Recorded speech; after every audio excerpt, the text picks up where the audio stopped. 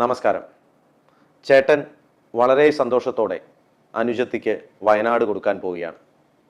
വളരെ സേഫായിട്ടുള്ള സമ്മാനങ്ങളാണ് നമ്മൾ കൂടപ്പിറപ്പുകൾക്ക് നൽകാവൂ എന്നുള്ള സന്ദേശം വയനാട്ടിലൂടെ കേരളത്തിലെ കോൺഗ്രസ് നേതാക്കൾക്ക് രാഹുൽ ഗാന്ധി നൽകുന്നു എന്നുള്ളതും ഇതിൻ്റെ ഒരു പ്രത്യേകതയാണ്.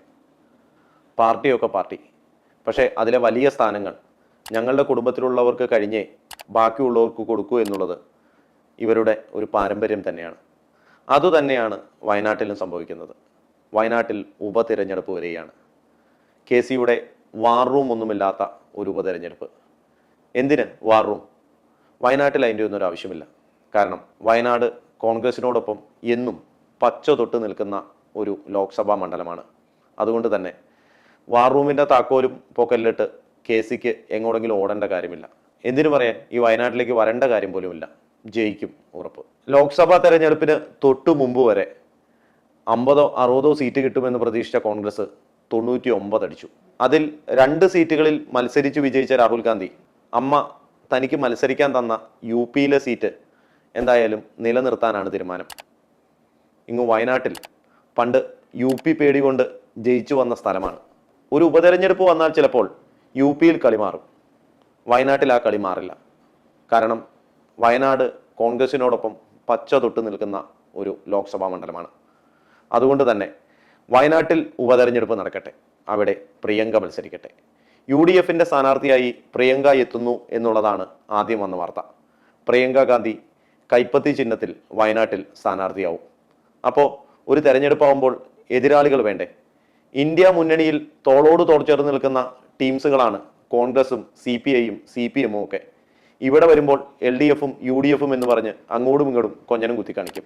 നരേന്ദ്രമോദിയുടെ ഭരണ തുടർച്ചയ്ക്ക് എതിരായി കുറേ സീറ്റുകൾ സംഘടിപ്പിച്ച് ഇന്ത്യ മുന്നണി എന്ന ഒരു മുന്നണി ഉണ്ടാക്കി അതിലൂടെ അധികാരത്തിലെത്താമെന്ന് ഒരുപാട് ആഗ്രഹിച്ചവരാണ് ഇവരൊക്കെ.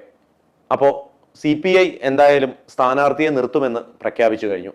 ചിലപ്പോൾ ആനി രാജ മേഡം തന്നെയായിരിക്കും LDFന്റെ സ്ഥാനാർത്ഥി, അറിയില്ല. അത് വലിയ ഉറപ്പുമില്ല. അങ്ങനെ ആയിരുന്നാൽ ഒരുമിച്ച് പ്രിയങ്ക ഗാന്ധിയോടൊപ്പം ഫ്ലൈറ്റിൽ കയറി ഇങ്ങ് പോരാം. ഇവിടം വരെ കുറേ നാട്ടുവർത്തമാനമൊക്കെ പറയാം. ഇവിടെ വന്ന് എതിരാളിയായി മത്സരിക്കാം. എന്തുകൊണ്ട് CPI വയനാട്ടിൽ സ്ഥാനാർത്ഥിയെ നിർത്തുന്നു എന്നുള്ളതാണ് ഏറ്റവും വലിയ കോമഡി. ഞങ്ങൾ നിർത്തിയില്ലെങ്കിൽ BJPക്ക് വോട്ട് കൂടുമത്രേ. ഇനി BJPയുടെ കാര്യം. BJPയുടെ സ്ഥാനാർത്ഥിയായി ഗണപതി വട്ടവും പറഞ്ഞ് സുരേന്ദ്രൻജി വരുവാനുള്ള സാധ്യതയില്ല. ജിക്ക് രാജ്യസഭയിലേക്ക് ഒരു ചെറിയ നോട്ടമുണ്ട് എന്ന് പത്രക്കാരും പറയുന്നുണ്ട്. ജിയുടെ കാര്യം ജിക്ക് തന്നെ അറിയാത്ത അവസ്ഥയായതുകൊണ്ട് എന്തായാലും ഒരു സ്ഥാനാർത്ഥി ഉണ്ടാവും എന്നുള്ളത് നമുക്ക് ഉറപ്പിക്കാം. വീണ്ടും 2024 തന്നെ കേരളത്തിലെ ഒരു ലോക്സഭാ മണ്ഡലത്തിൽ റീഇലക്ഷൻ നടക്കുന്നു. ഏതാണ്ട് 10,84,000 ചുല്ലാൻ ആളുകൾ ഈ കഴിഞ്ഞ ലോക്സഭാ ഇലക്ഷനിൽ വയനാട്ടിൽ വോട്ട് ചെയ്തു. അതിൽ 6,40,000-ലധികം വോട്ടുകൾ നമ്മുടെ രാഹുൽ ഗാന്ധിക്കും ചെയ്തു. അവരൊക്കെ ഇനി ഒന്നുകൂടി വോട്ട് ചെയ്യണം. എന്തിനാണ്? പ്രിയങ്ക ഗാന്ധിയെ ഡൽഹിയിലേക്ക് കയറ്റി അയക്കുവാൻ വേണ്ടി.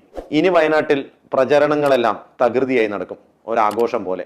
അതിനോടൊപ്പം 2 നിയമസഭാ ഉപതെരഞ്ഞെടുപ്പ് കൂടി എത്തും എന്നുള്ളത് ഏതാണ്ട് ഉറപ്പാണ്.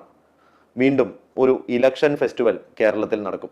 വയനാട്ടിൽ ഈ ഇലക്ഷൻ നടക്കുമ്പോൾ രാഹുൽ ജിയുടെ അളിയനായ റോബർട്ട് അളിയൻ വരുമോ എന്നുള്ളതാണ് മറ്റൊരു ചോദ്യം. വയനാട്ടുകാർക്ക് അങ്ങനെ ഒരു അളിയനെ കാണുവാനുള്ള ഭാഗ്യം കൂടി ഉണ്ടാവട്ടെ എന്ന് ആശംസിക്കുന്നു. അതുപോലെ തന്നെ പ്രിയങ്ക ഗാന്ധി പണ്ട് ഏട്ടൻ ചെയ്ത പോലെ മുട്ടപ്പപ്സും ചായയും കഴിക്കുവാനായി ഇടയ്ക്കെങ്കിലും വയനാട്ടിൽ വരട്ടെ എന്നും നമുക്ക് പ്രാർത്ഥിക്കാം. നന്ദി, നമസ്കാരം.